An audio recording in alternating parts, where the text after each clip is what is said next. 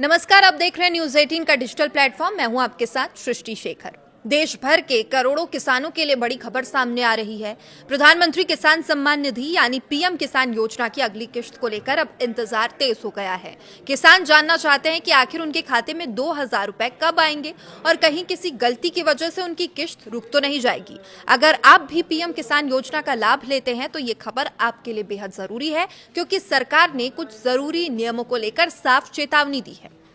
दरअसल प्रधानमंत्री किसान सम्मान निधि योजना केंद्र सरकार की सबसे बड़ी किसान योजनाओं में से एक है। इस योजना के तहत पात्र किसानों को हर साल 6,000 रुपए की आर्थिक सहायता दी जाती है।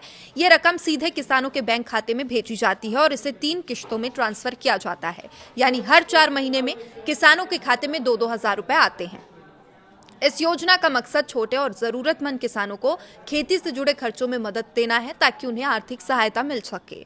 और अब बात करते हैं अगली किस्त यानी कि 23वीं किश्त की। फिलहाल सरकार की तरफ से आधिकारिक तारीख का कोई ऐलान नहीं किया गया है, लेकिन पिछले रिकॉर्ड्स को देखें तो माना जा रहा है कि जून या फिर जुलाई 2026 तक किसानों के खाते में ये अगली किश्त भेजी जा सकती है।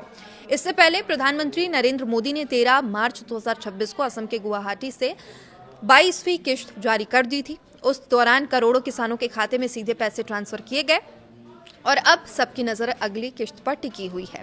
लेकिन यहाँ सबसे जरूरी बात यह है कि हर किसान को अगली किश्त का लाभ नहीं मिलेगा। सरकार ने साफ कहा, जिन किसानों ने ई-केवाईसी पूरा नहीं कराया है उनकी किश्त अटक सकती है। यानी अगर आपने अभी तक ई-केवाईसी की प्रक्रिया पूरी नहीं कराई है तो तुरंत ये काम करा लें।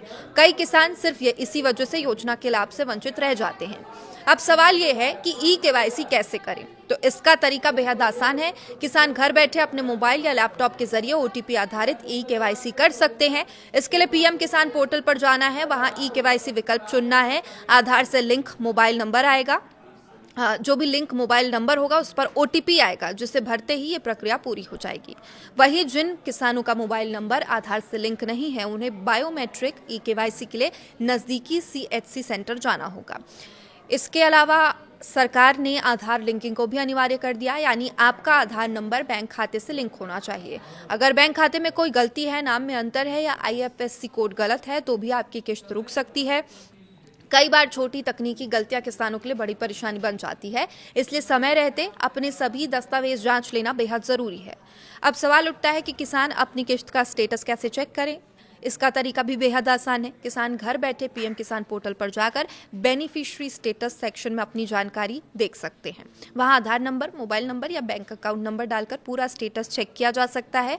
इसके बाद स्क्रीन पर यह जानकारी दिखाई देगी कि आपकी किश्त जारी हुई है या नहीं, और अगर कोई समस्या है तो उसका कारण भी वहां पर दिख जाएगा। सरकार इस बार कुछ मामलों की जांच भी कर रही है। खासतौर पर उन परिवारों पर नजर रखी जा रही है जहां एक ही परिवार के कई सदस्य इस योजना का लाभ ले रहे हैं। अगर पति पत्नी दोनों के खाते में पीएम किसान योजना का पैसा आ रहा है तो सरकार ऐसे मामलों में भुगतान रोक सकती है। नियमों के मुताबिक एक परिवार से केवल एक पात्र किसान को इस योजना का लाभ मिलता है। इसके अलावा 1 फरवरी 2019 के बाद जमीन खरीदने वाले कुछ मामलों की भी जांच हो रही है। सरकार ये पता लगा रही है कि कौन किसान योजना की पात्रता में आता है और कौन नहीं आता। इसलिए अगर आपके दस्तावेज अधूरे हैं, जानकारी अपडेटेड नहीं है और जल्द से जल्द इसमें कोई अगर गलती है तो उसको सुधार जरूर करवा लें।